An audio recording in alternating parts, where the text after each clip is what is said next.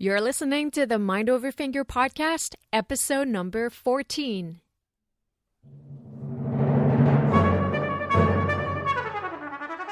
Welcome to the Mind Over Finger podcast. Discussions on mindful music making, efficient practice, and building a purposeful career. And now, your host, Dr. Renee Paul Gauthier.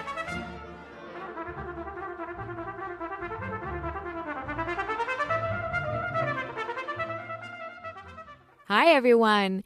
Today's episode shows a different type of musical journey and approach to music making outside of the classical world. I speak with Kaveh Rastegar, a bass player who's highly on demand in the LA scene and collaborates with some of today's most popular artists like CeeLo Green and Bruno. Kaveh has a fascinating background, playing a wide range of genres from classical to reggae and punk rock.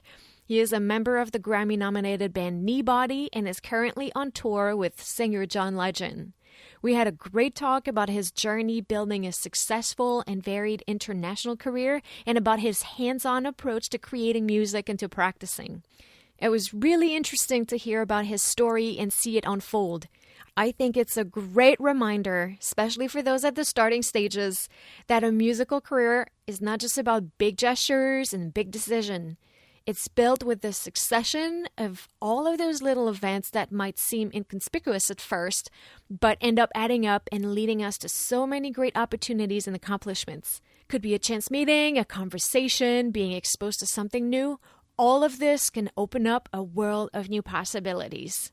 Later in the episode, Kaveh has really inspiring insight on how to continue growing after college, going after your dreams, and keeping your enthusiasm and spark for music alive. Get ready to be inspired by Kaveh's story, and let's get to the show.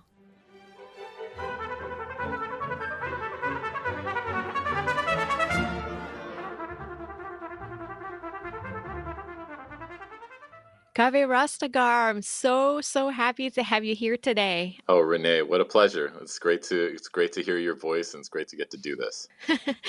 You and I went to Eastman together, and you were a jazz major, and I have to say your final recital was one of the highlights of my time in Rochester. There was so much artistry going on that night and so much enthusiasm and the collaboration, and really incredible night. That means so much, and yeah, that was a really special night. It was such a quick time that I had at Eastman. I was only there for 2 years, but just those 2 years left such a huge mark on my life. So yeah, thanks for saying that. Kaveh, I'm a classical musician through and through, and my listeners consist of classical musicians mostly, but I really wanted to have you on the show because, to use that word again, artistry, I feel really transcends all musical genres, like truly all art forms, actually. And I'm always so inspired by your music and by watching your creative projects unfold. And I feel like there's so much to be learned from you. And you have a really great story, starting in Colorado, ending in LA via the whole world. And I'd love for the listeners to hear about you and your musical journey in your own words. So can you please tell us a little bit more about how you got to where you are and how your artistic path has unfolded? Sure. I grew up in Denver, Colorado. I'm an only child. My parents are not, and they were not musicians, but they were very open to the arts. My dad is an immigrant from Iran, and he met my mom haphazardly. They were both working a job together. And then early on, when I was about 3 years old, the three of us moved to Denver, Colorado. And I grew up out there. There was always music playing in the house. Like the two of them, they were really just into arts and culture and kind of the counterculture at the time, the 70s. They split up when I was really young, when I was about 5 years old, but I would go back and forth between households, and there was always music playing in the house. So my dad had a massive record collection of, just really everything. A lot of, American blues, like Freddie King, Muddy Waters, James Cotton, B.B. King, to rock and roll, like the Rolling Stones, the Beatles, and reggae, a lot of like Peter Tosh, Jimmy Cliff, and soul music like Roberta Flack and Stevie Wonder. That kind of music was just always playing in the house growing up. And then with my mom, it was a similar, she had her taste in music, which would be like Joni Mitchell and Joan Armatrading and And then in the 80s, it'd be like Kate Bush and the Police and Peter Gabriel. And she became involved with a man who I kind of call my stepfather. They got together and they were together for a good part of my childhood. And his name is Mike Johnson. He's a fantastic guitar player and composer. And he has a band to this day called Thinking Plague. It's like kind of like an art rock band, just really incredibly like detailed and intense music that he makes. So it was pretty great to be around, growing up and hearing him like, go to rehearsals and recording sessions and gigs and hearing him practice and compose and stuff. So that was that was pretty formative. And then, there's tons of music playing in the house. His music would range from all of that stuff like Kate Bush and, all the music that was coming out at the time. And then he was also really into 20th century classical music. He really loved Aaron Copland and Shostakovich and Prokofiev, and the Planets was always playing. And so, just some like epic music was always playing in the house. That's a good mix. Yeah, it was a big mix, so I grew up around all that stuff. And so I started playing music when I was 9 years old in school band, like a lot of people got to. And my dad, the joke with a lot of Persian parents is that you could be whatever you want to be when you grow up. You can be either a doctor or a lawyer. And my dad really, he doesn't follow that mold at all. He was a real hippie, and he was just really enamored with the arts and music and culture and film. He wanted me to become a jazz musician, which is really funny to me looking back on it. It's like, that's a funny thing to want for your kid. It's a wonderful life, it's a wonderful life playing music, but it's just a strange thing to wish for your kid. I mean, if I can be honest, it's just like, it's not the easiest life, but but if you love it, you don't even think about it. But anyway, so he was like, yeah, you got to play saxophone. Like, man, he loved like Dexter Gordon, and he loved the saxophone. And he was like, you got to play the saxophone. And so I started playing sax in school band. And I loved that whole idea of an instrument, like just having this shiny instrument that I could learn. I was pretty good at the sax, but I never had a real drive beyond my daily dose of practicing to kind of just take it another step. And I guess right about the time I was 11, I started really getting into my own kind of music and really getting into, just started developing my taste. That really like veered towards like American punk rock music and also punk, like the Sex Pistols and the Dead Kennedys, the Misfits, Bad Brains, Social Distortion, and Fear, Suicidal Tendencies, all these bands that had a really aggressive side to them, but there was also so much art there. There was so much expression. There was so much pure energy in this music. And then what I really noticed with a lot of these bands is the way that the music would be like charging along, and then all of a sudden it would stop and you would hear this like thundering instrument, that the bass a lot of times would be, continue playing a bass line, and it would be this fierce, brutal, wonderful sound. Mm-hmm. And I was really attracted to that sound. I just loved that. I love that function. And I also listened to a lot of reggae too. I listened nonstop to this album, Wanted, Dread, and Alive. That's by Peter Tosh. And the bass player on that record is Robbie Shakespeare. And the bass playing on that album is just wonderful. And so I was, I guess my ears kind of perked up towards that instrument. And then The Cure came out with an album called Disintegration. And there's a song called Fascination Street. And the bass line is just it's so great. To this day, it's like, it's really kind of turns your ear towards it. And that was it. Like, I found an old guitar in the house that had been in the closet for years. And I remembered picking up the guitar and kind of like a Neanderthal, like with one finger, with my left hand, just kind of finding the note and, oh, there it is, and you find that note, and then, not thinking about intervals, just finding the second note, and then, just kind of strumming out the rhythm with my right hand and playing that all on one string, just all vertically. And that was so empowering. I remember, and, I broke the string on the guitar probably like a month later. The guitar was useless to me because I didn't know how to change the strings. And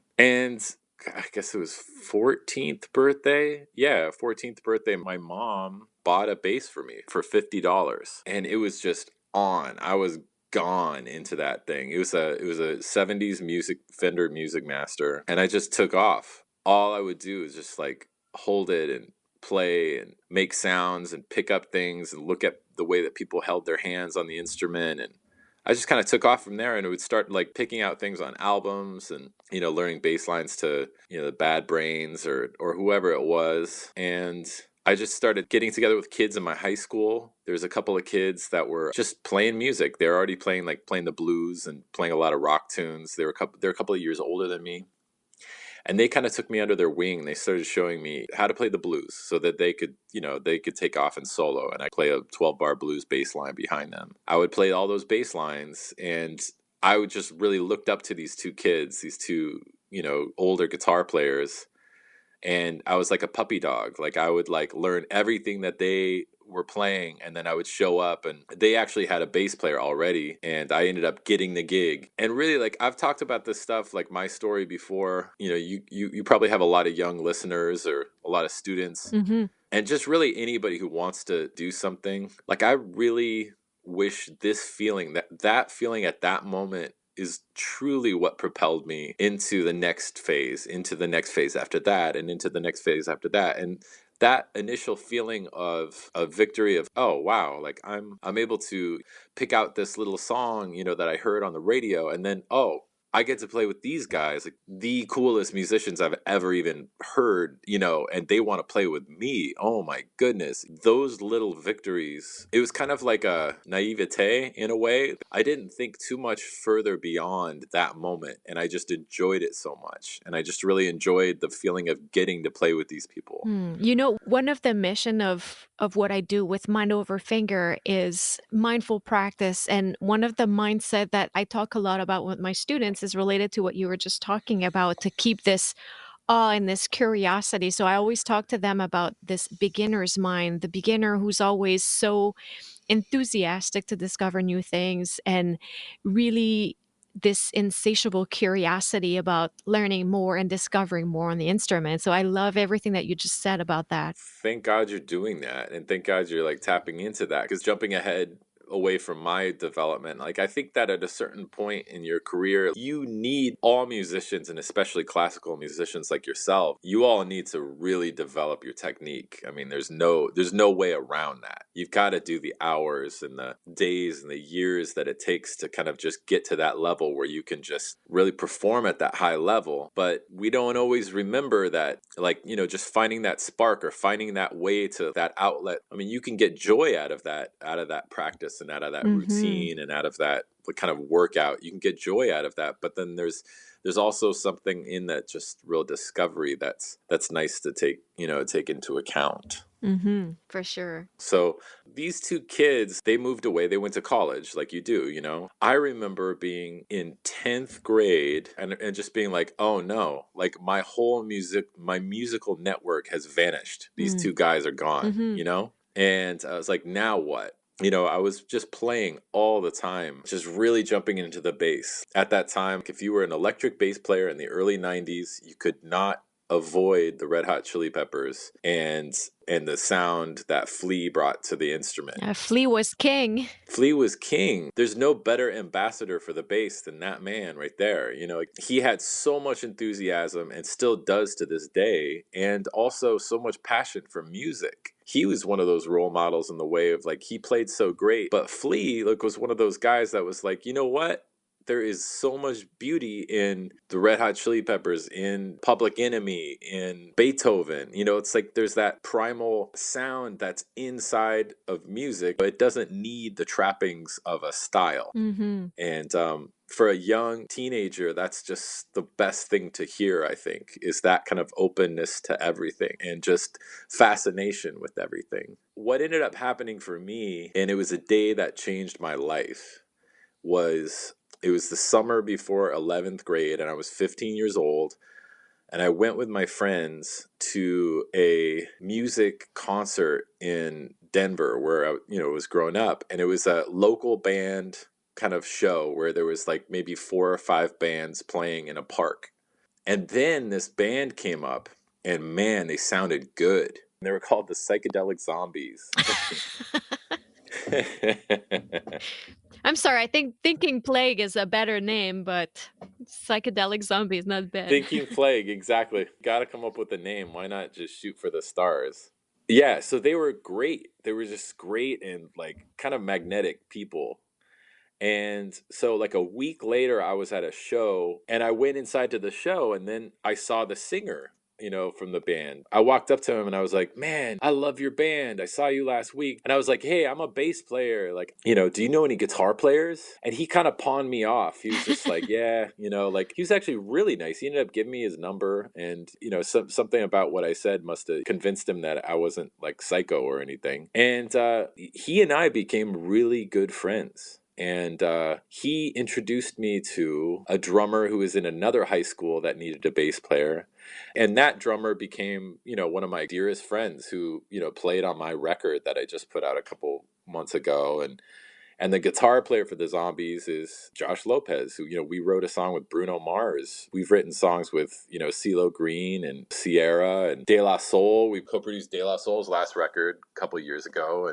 And the double bass that I'm playing right now on tour with John Legend, and I played in my recital at Eastman, that was Josh's dad's bass. So I just kind of fell in with these guys, and they were great, and we all became best friends, and we would go camping together. We'd go out together.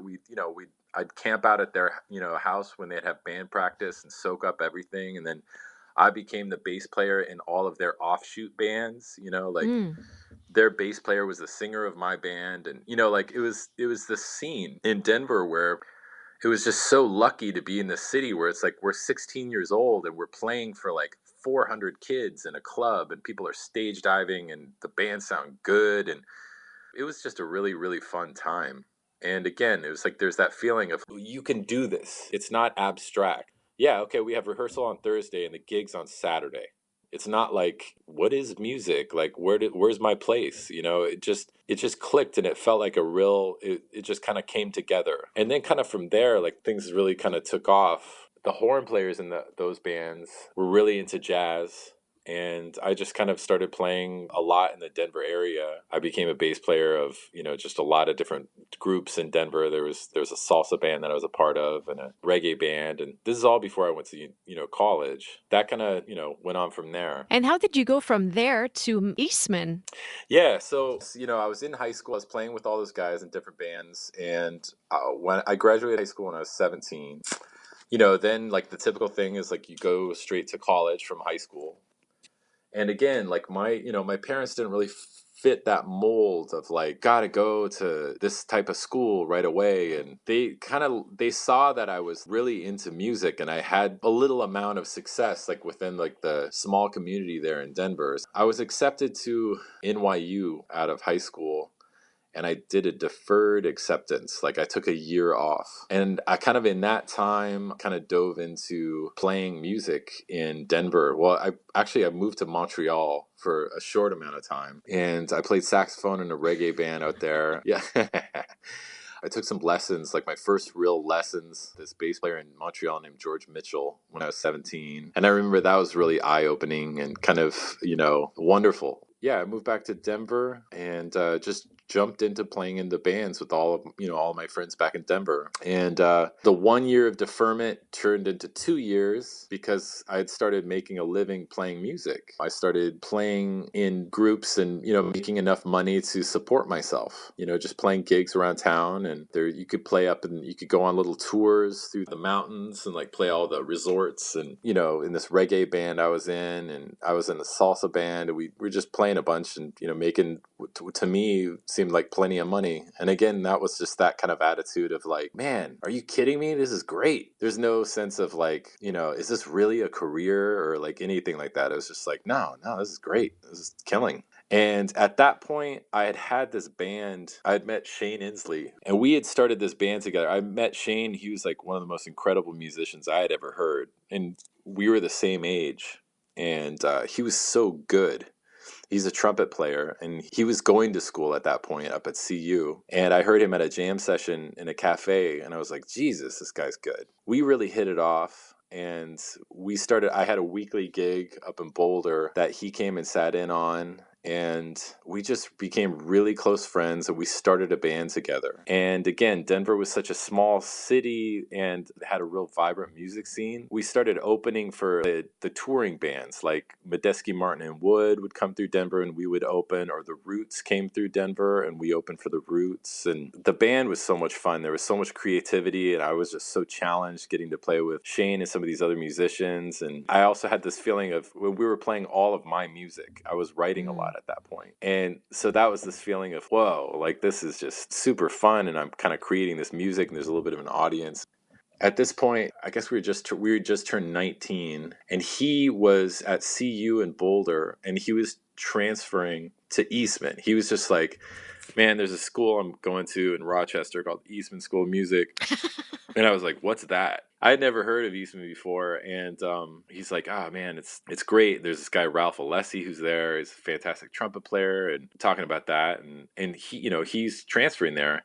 And at that point, I had decided to start going to college. I was just like, if I don't go to school this fall, I'm never going to go. I'm already, just doing stuff and just kind of like, if I don't go this year, I'm not going to go. So I started at a state school in Colorado, which was super cheap. It was University of Northern Colorado, and it was really affordable, and I could, just kind of jump in there. And I didn't play upright bass. I didn't play the double bass. And so they didn't accept me as a bass player because they didn't accept electric bass as like a major. And so I got in there as a singer. I was not expecting that. I know. That was my way in. I sang in the Glee Club. I was a bass singer in Glee Club. And yeah, it was great. So I started playing double bass, and I started lessons, and I was 19. I was just like, okay, here we go. And I remember I quit all the bands I was in Denver just to focus on school. And I remember it was the week before school started, and I played at Red Rocks with the reggae band that I was in. It was like, this huge, beautiful place to get to play. And then I was just like, that's it. I retire from the reggae band. Like, I'm going to go to college. And then, I went to school, and it was just like, I had the Samandal book, and I started with a French bow, and my hands are just massive. And the French bow I didn't really adhere to the grip. And then my teacher, James Vaughn, was just like, you might want to consider a German bow. And I just kind of took off from there, and I still stayed in touch with Shane. I was just like, man, like, I just love playing with him so much. And so all I was doing was like practicing. And I remember my dad was just like, what's college like? And I was just like, well, I can eat whatever I want. Because, before I would just, buy my own groceries. And it was kind of a hustle to like make money or whatever. I was like, I eat whatever I want, and then all I have to do is practice. It's amazing. It's insane. It's so cool. And then, so yeah, that's what that first year was like in school. And then that summer rolled around, and Shane came back from Eastman. He came back from his first year of Eastman, and he came back with this other trumpet player from Eastman who played trumpet and piano. His name's Ben Kibbe. And Ben was so cool. And Shane, again, Shane's an amazing trumpet player, an amazing drummer. And so that summer we started a trio, and we played almost every day, and we booked little gigs. I had like a weekly gig at this bar, and just getting to be around these guys, they were just so good, and it was so much fun again. It was just like that feeling of like, whoa, like this is like my tribe. Like I found the people I want to play with, and they liked me a lot, and they were like, man, you got to come to Eastman. And I was like, I've only been playing upright bass for 1 year. I was like, how the hell am I going to get in there? And that was my goal. Like that was it. I was just like, I've got to go there. And I remember that's all I did that year. It was just like practiced. I started taking lessons from this guy, Ken Harper, who was the associate principal bassist in the Colorado Symphony. And so I was taking from James Vaughn at UNC, and then also from Ken, and then just playing as much as I could. And I was just so behind, all the other bass players of my age that were looking to go to Eastman. But yeah, that following spring, I auditioned and I got in.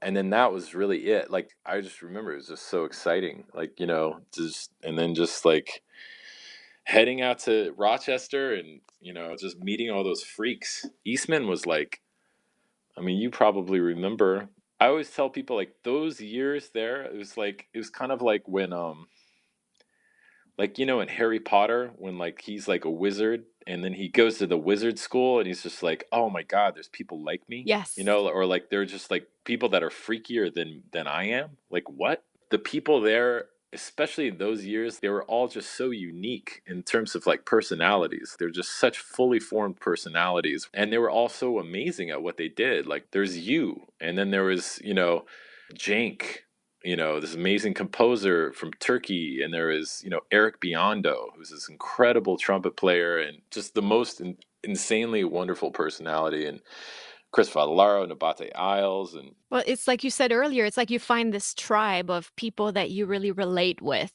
yes.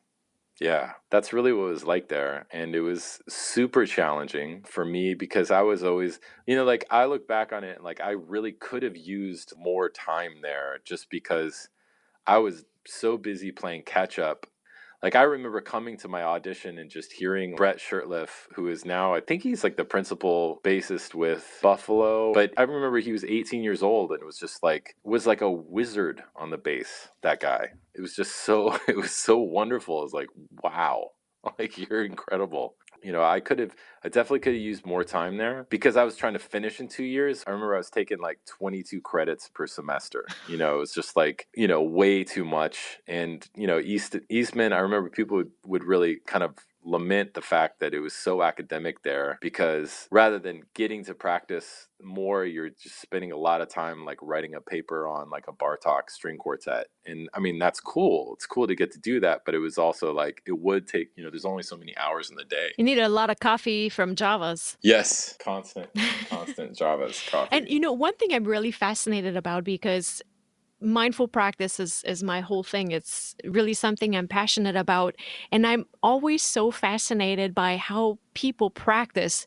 Can you talk to us a little bit about that? I mean, from your story, we're seeing that you're such a multifaceted artist. As you told us, you have this background that's so rich in both experience and a wide knowledge of all of these different genres. And you're not just a performer, but you're a creator and, again, a multitude of styles. And I'd like to take a look at these angles, the practice, this performance. And later I'd like to talk about the creation process, because I feel that classically trained musicians like myself, with no jazz or improv and very little cross-genre experiences, we can learn so much from these other genres and these mindsets and how artists of all backgrounds and all medias approach their craft and their art. Can you talk to us a little bit about how you approach practicing through these different stages of your musical path? I know that in the storyline, we're still at Eastman, but maybe we could use the practicing line to make it all the way to today. Like how the way you work on your instrument has evolved from before college, once at Eastman, and how it was after college and to today. Right. Yeah, I remember hearing Ralph Alessi say that, and for those of you who don't know, Ralph is just one of the best trumpet players in the world. And he's just an incredible musician, and he said that he didn't really learn how to practice until he was in his late 20s. And by that point he was already just a phenomenal musician, but I remember that really stuck with me, like that whole idea of, I think there's a lot of time when you're kind of just doing what your teacher wants you to do for the next lesson. Yes. Yeah, and that's it's important, that your teacher has like, the experience and the, the kind of framework to just kind of give you what you need to get to the level, which is basically, like this next level of etudes, this next level of ability. And so, it's easy to get kind of caught up in that and just look at that. But for me, when I was in college, like my practicing was just desperate. For me, it was like trying to climb El Capitan, never having climbed any sort of mountain at all. Like it was just like like, how do you do this? I just always felt behind, but I was like, I was loving it. I was loving that challenge of just, got to get through this thing so I can get to play my jury, which is playing Vivaldi in front of these people. I mean, I don't know what I'm doing. Okay, here we go.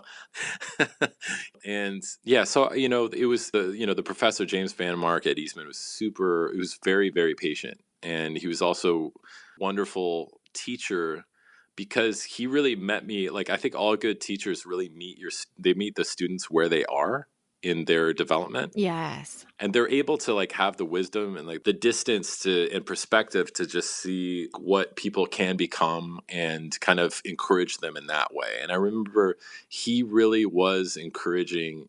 There was never any sense that, oh my God, you are so dreadfully behind like all these other guys. What in the hell are you going to do? He was so fascinated with my background, and he was just like, oh man, you're already doing stuff. Like, you already are plugged into a network. Let's just give you all the stuff to do. Don't worry about it. Like, let's just keep plugging along. And he was just so open to my journey. Like, you're all working from the same books. You're all working from the same method books and doing the same repertoire, but you all have different journeys. Yes. So I'm really thankful for him. And so, yeah, so I was doing a lot of that kind of practice, like just, Samandal book 1 and then Samandal book 2 and first position, half position, second position, third position, thumb position, like all that stuff. I was in the jazz program at Eastman, but I was really focusing on classical practicing, actually. Like, I was just like, loved playing in the orchestra. I mean, man, the musicians there were so good. And I was listening to, Prokofiev's Fifth Symphony and then getting to perform it, with just a great conductor and all that stuff. That was so cool. Yeah. And then so like when I got out of school, I think that's something that students should really think about. After school, I started this band with my friends and we were called Kneebody, and it's a jazz group. And we've been together for about 17 years and have made tons of records. And we were nominated for Grammy at one point. And we've done a lot of stuff and gone all over the world. But like the thing with that band, and it was with Shane, who, I kind of like my journey to Eastman was really following him. One of the things about that band was like the desire for all of us individual musicians is to keep that never ending framework of always learning, like that we really had in college. So in that band from day one, and it just kind of happened that way. It's like the idea behind the band is like everybody in the band writes. Everybody writes music, and we all learn each other's songs by ear in the band.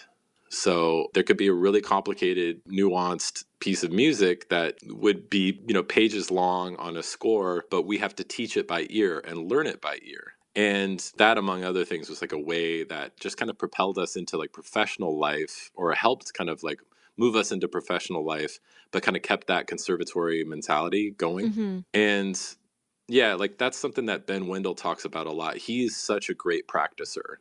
And he's actually somebody that I would recommend for your podcast. He's a phenomenal musician and also just such a great methodical practicer and a real goal setter and really mindful about his practicing. And the thing that he talks about and we talk about a lot is like the real practicing really goes down after conservatory, Mm-hmm. like after you get out. That's where it's just like you're in professional life and you're like hustling for gigs and you're like hustling to piece it all together and like make a living or whatever it is. But you now have the time to just apply this stuff, like these piles of etudes and piles of information that's been kind of like given to you that you really didn't have the time to absorb when you were in school. Yes. And that was something that if I had really known that when I was in school, I would have felt maybe a little less disoriented just getting out of the gates. Because I remember like moving to California and being like, okay, now what? Like, am I done? Yes. I think we all felt that way. Yeah. Am I done with it now? Like, am I done learning, or do I know? It's like, no, I'm not. And that just starts a whole new chapter. And like practicing, that's really where it's like, oh yeah, you don't have a teacher guiding you from week to week, and you set your own goals. And also it's really important to be open to like taking lessons with people and, maybe taking a teacher for a good 6-month period or whatever, if you want to develop something. I really encourage that to anybody. And I think it's a time of life too where we feel more entitled to search for the answers ourselves, and then they become really personal. So we're not looking outside of ourselves as much. We're drawing from our own experience, and we're, it's a little bit like a scientific method. You have a theory and you see if it works, and then the answer ends up being something that is I would say, absorbed at a different level than when someone just tells you what to do. Absolutely. Yeah, it takes on more meaning, right? Mm-hmm. Yeah. Absolutely. How is practicing these days? Well, these days there's still elements of what I would do. Like I think for me, like I need to do some things that are just kind of methodical. It's like a calisthenics or like so that would be any type of, there's the usual kind of just warm up routines and things that I would do to just get my fingers moving. And that too, that's like I play the double bass and I also play the electric bass. So there's, like different kinds of exercises and etudes that I'll just either come up with on my own of like I saw somebody doing something that was really cool and fast or whatever it is, and I'm going to try to come up with my own way of doing that. But I guess for me, what I like to do, about 10 years ago, I just got into this way of practicing of like learning songs Mm-hmm. and transcribing them for my instrument and arranging them for my instrument. And it's just kind of learning a song. And it could be Beatles song, or it could be a Michael Jackson song or a Stevie Wonder song or something, and just learning like a song that I have a real connection with, like just something it could be a song that I've just always loved, and learning how it goes, and then coming up with a way that I could perform it on my own instrument without accompaniment. And that for me has been really fun to do, and it's because I just run against my own limitations technically, and then the just the actual technical limitations of the instrument, providing the harmony and the melody and the rhythm. And you have to make choices of like you only have so many fingers and so many notes that you can pick. Yeah. And what key is this going to be in? Is it going to be in the original key, or am I going to use some open strings here, or things like that. And that's been really, really fun. And that's also transferred into my writing, and it's transferred into my improvising too, just the way that it's just opened up like new challenges on the bass that, felt challenging and has been fun to do. This is a perfect segue into something I was really curious if you still have time to answer a couple questions.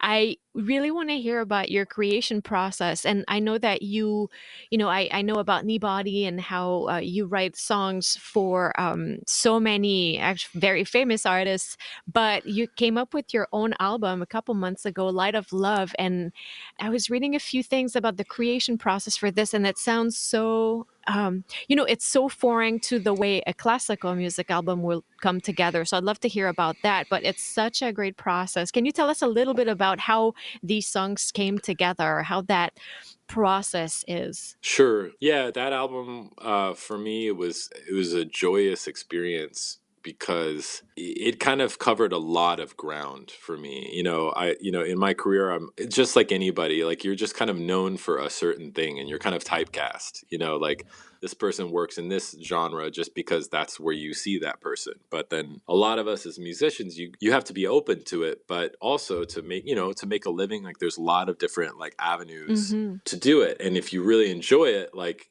sometimes you can feel like underrepresented. It's just like, no, like I do this too. No, I do this too. And for me, making my album was a chance to get to showcase a lot of the things that I love and a lot of things I do, as well as a lot of my close, dear friends who I've been making music with for a long time. And so the writing process for that album, for a lot of the songs, came through improvising with a drummer. And there's two drummers on the album, and one of the drummers is Chris Dave, who is a very well-known drummer. He has his own project, and then he also plays with D'Angelo and Robert Glasper and a lot of great artists. And then the other drummer is Scott Seaver, who's the drummer that I met when I was 15. That he plays in that band Tenacious D right now, and also plays with Amy Mann and a lot of great artists.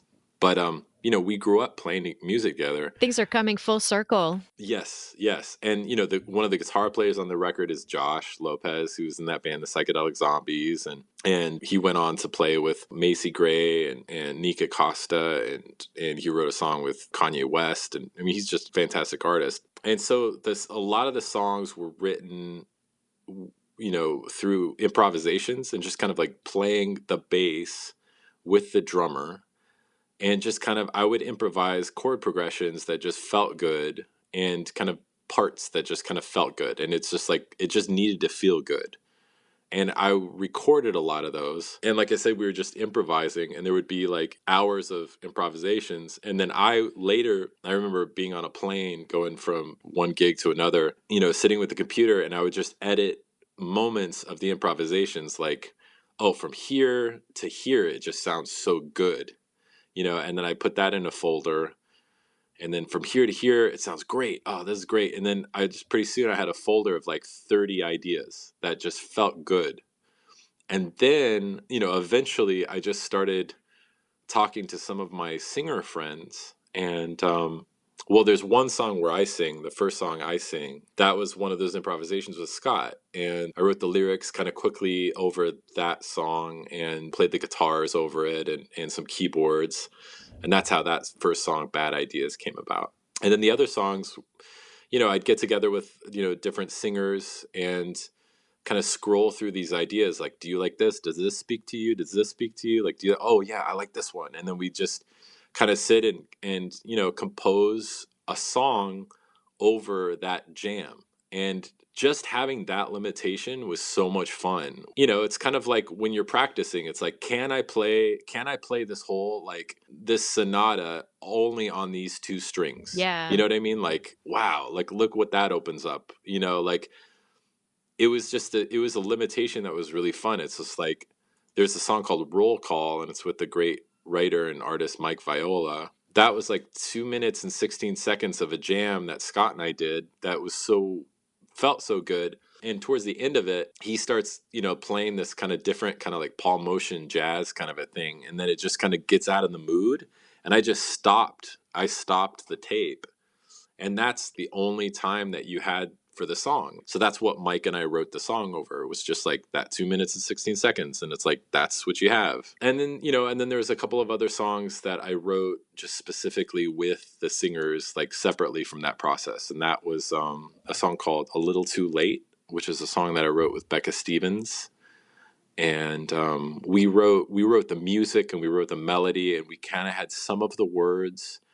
And in my studio, we recorded that. And then I sent that to my friend Adam Levy, who's a great, great guitar player and also a great songwriter. And he came up with a lot of the lyrics for that song. And that's a great song. I love that song. Yeah.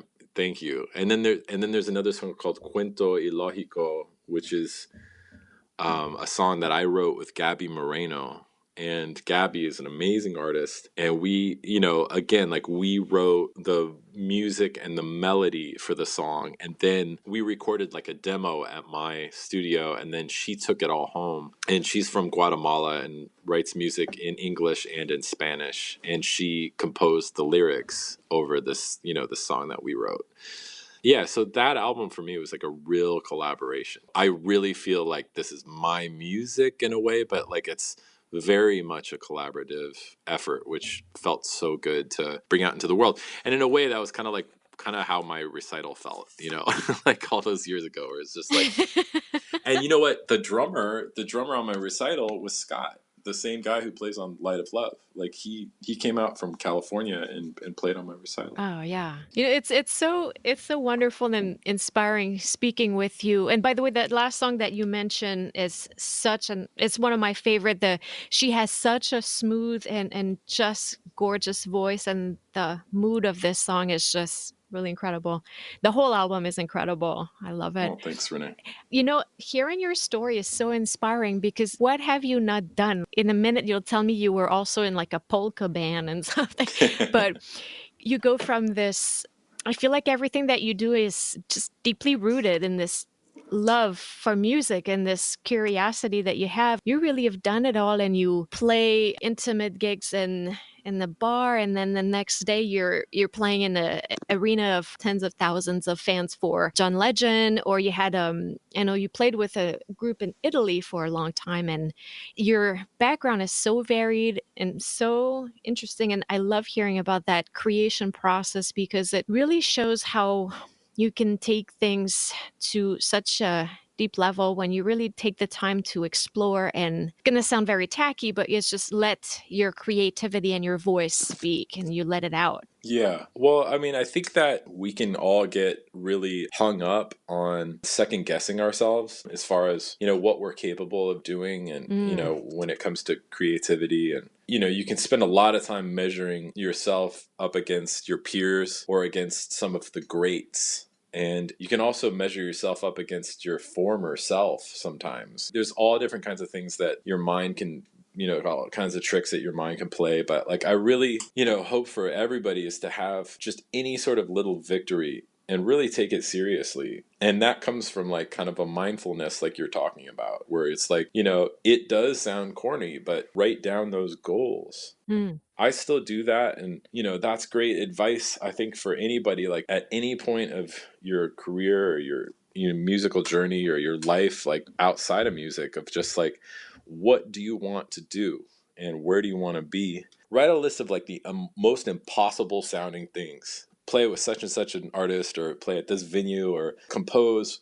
I don't know, I want to compose music for a CD, make my own album, or I want to get to play with this orchestra, whatever it is. Or I want to have a teaching studio and have my own business, or I want to learn this language, or I want to be in this country, or I want to, all that stuff. Like, write it all down. And there's something about writing it down that when the opportunity comes up that kind of will lead to that, you've already started creating the tributaries that will lead down that, and that'll turn into that river. Like you're already starting that by like just articulating those goals. And I think you'll be surprised. I always am at like, oh yeah, this is really something that I kind of wanted to do, and it just doesn't happen until you articulate it somehow. Yes. And it's like, I deal with doubt all the time. And I think everybody does. And I don't think anybody is immune to doubt. And you just have to kind of wrestle with it. I love everything you just said.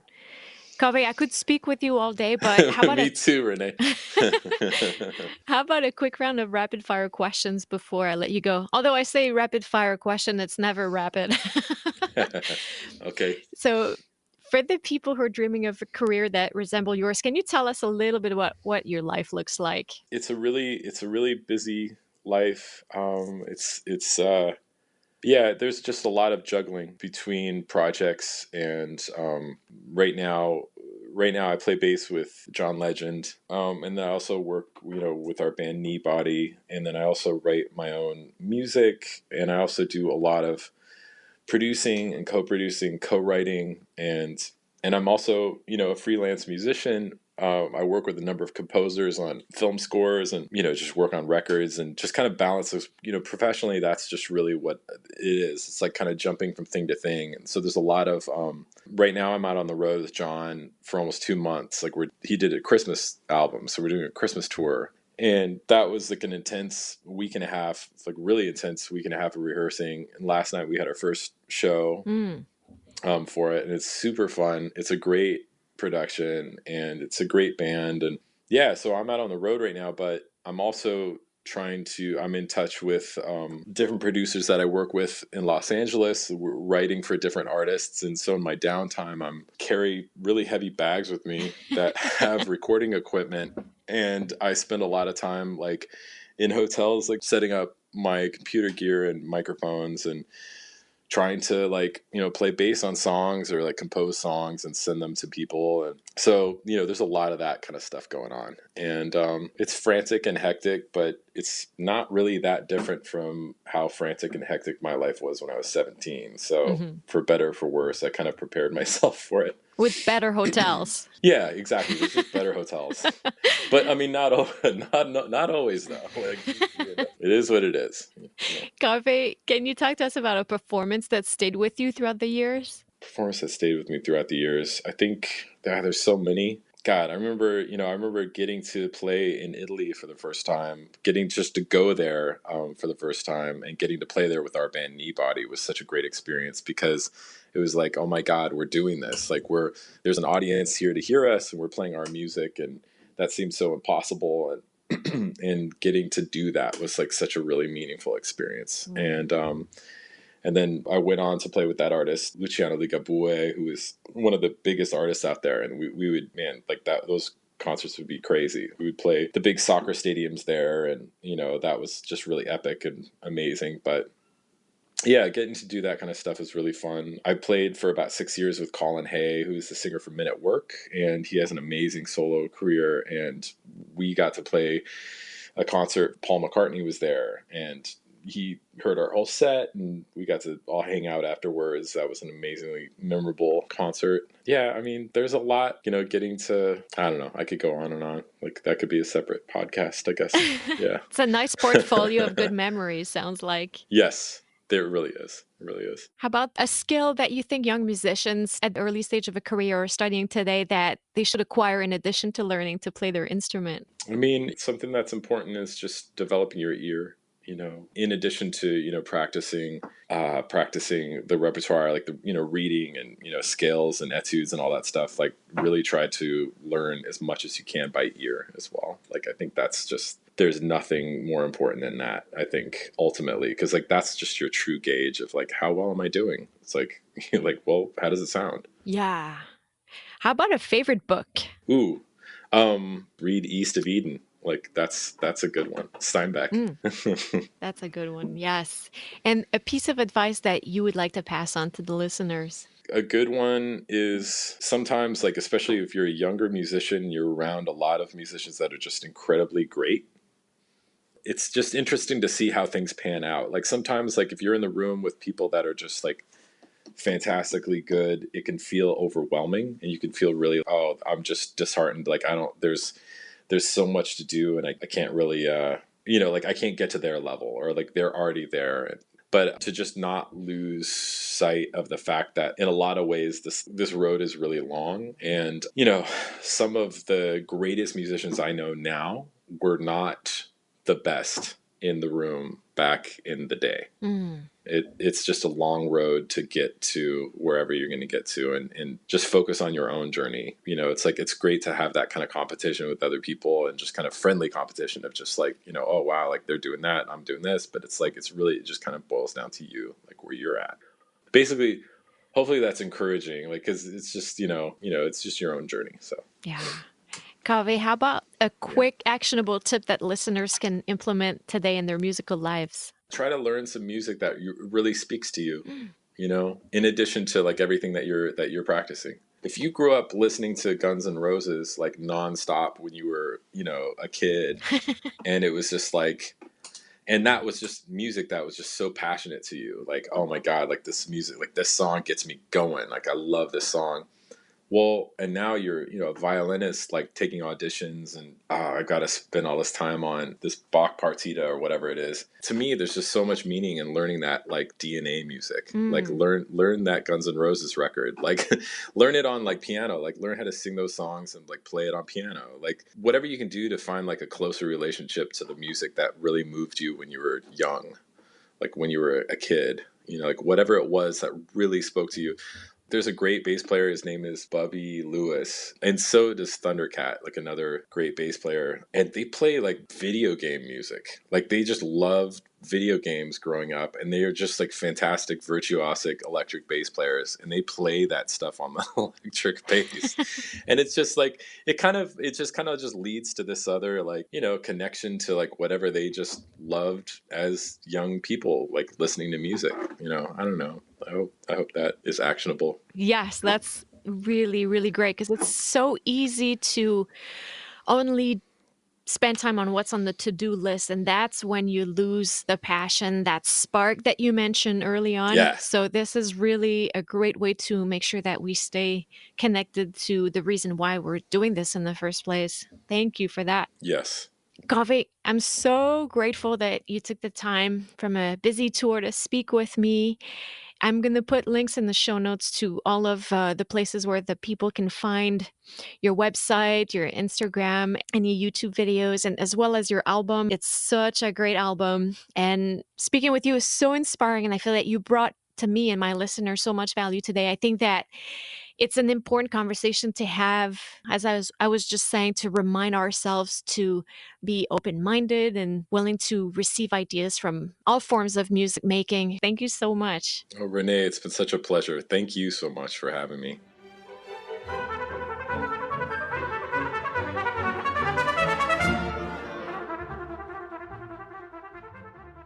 Thank you guys so much for listening. I hope you enjoyed this chat with Kaveh Rastegar. You can find the show notes for this episode and more information about Kaveh, as well as resources on mindful and deliberate practice at mindoverfinger.com. I would love to connect with you and know what your favorite takeaway from today's show is, so join the conversation on social media. Let me know what inspires you, what specific questions you have about mindful practice, and what other topics and guests you would like to hear about in future episodes. I am Mind Over Finger on all platforms. And if you're looking for a community of mindful practice enthusiasts, join the Mind Over Finger tribe at facebook.com/groups/mindoverfingertribe. There, you'll find inspiration, motivation, and support, as well as information and discussions on how to take your practice to the next level and enjoy the process. Next week is the last episode before the holiday break, and I'm so excited to be talking to someone who's had a tremendous impact on my performance abilities, none other than Dr. Don Green. If you don't know who Dr. Green is, or you do, but you've never checked out his work, well, this might just change everything about the way you prepare for concerts and auditions. He is the authority on performance success for musicians. He and I discuss performance preparation, how to mentally center before performance, and recovery strategies in performance. This is a value-packed episode that you do not want to miss. If you've enjoyed this episode, please take a minute to head over to iTunes to leave a review. It makes a big difference and it's very much appreciated. Again, thank you and à bientôt.